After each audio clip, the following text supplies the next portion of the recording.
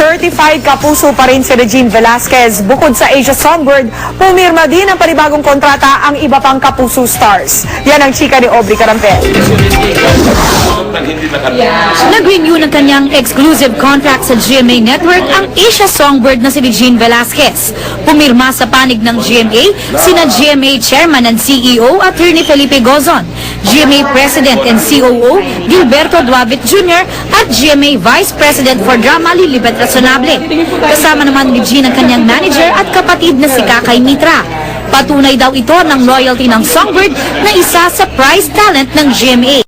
Ganap na kapuso na rin ang Survivor Philippines Celebrity Showdown castaway na si Solen Yusaf na pumirma kasama ang kanyang manager na si Leo Dominguez. Kasabay rin niyang pumirma ng exclusive contract si Bianca King kasama ang manager na si Arnold Vigafria.